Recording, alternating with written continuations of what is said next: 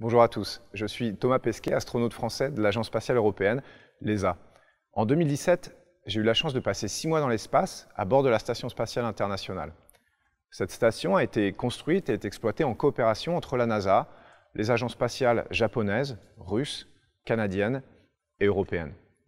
Ma mission a consisté à réaliser des expériences scientifiques dans de nombreux domaines comme la médecine, la biologie, la science des matériaux, la physique des fluides, mais aussi à préparer les prochaines étapes de l'exploration spatiale qui verront l'homme mettre le pied sur Mars.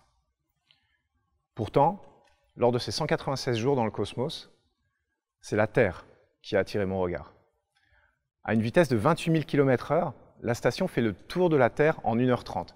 On assiste ainsi depuis ses hublots à 16 levées de soleil quotidiens. On traverse l'Atlantique, de New York à Paris, en quelques minutes. On passe du Sahara à la Mongolie, puis de l'Australie au Mexique. À 450 km d'altitude, le spectacle de la nature défile sous nos yeux. Et si sa beauté est à couper le souffle, c'est sa fragilité qui m'a profondément marqué. Depuis l'espace, on se rend compte que la Terre est une oasis de vie dans le néant du cosmos. Depuis l'espace, on constate de visu la finesse de l'atmosphère qui constitue notre seule protection, le bouclier qui permet à la vie d'exister à la surface. Depuis l'espace, on constate les effets néfastes de l'activité humaine et on prend la mesure du changement climatique.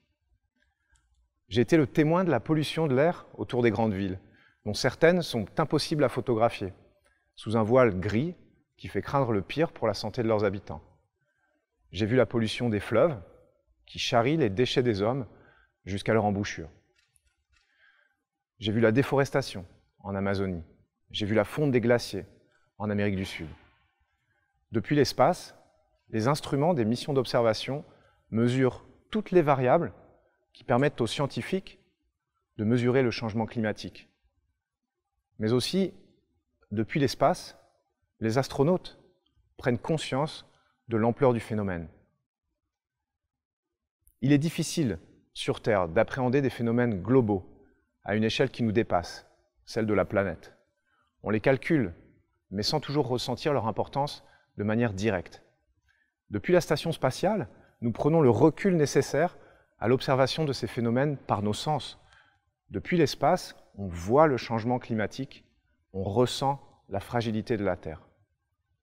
C'est pourquoi tous les astronautes deviennent de fervents défenseurs de l'environnement au retour de leur mission.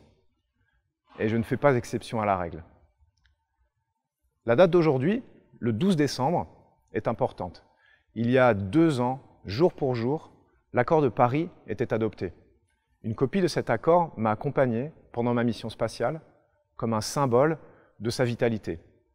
Cette vitalité ne se dément pas et aujourd'hui, une immense majorité d'acteurs gouvernementaux, mais aussi de la société civile, sont mobilisés autour de lui. Il y a urgence à agir. Les scientifiques ont encore récemment donné l'alerte. Il est irresponsable de continuer la fuite en avant et il faut se confronter aux exigences d'une société adaptée aux impacts du dérèglement climatique. Pour réussir, la mobilisation de tous est indispensable. Décideurs, mais aussi citoyens. L'innovation, l'inventivité auront un rôle à jouer, mais la plupart des solutions technologiques existent déjà et il suffit de les adopter massivement. Nous devrons être solidaires. Nous sommes tous affectés par le changement climatique. Mais certains d'entre nous y sont plus vulnérables. Il faudra travailler ensemble pour le bien de tous et accompagner plus encore les pays et populations qui en ont le plus besoin. La planète est notre bien commun.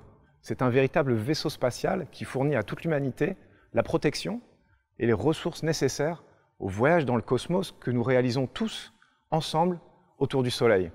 Son équipage, de 7 milliards de personnes, a la responsabilité d'en prendre soin, d'utiliser les ressources avec parcimonie, de travailler en équipe pour que le voyage se prolonge encore pendant très longtemps pour les générations futures. Nous n'avons pas de planète de rechange. À nous de la sauver.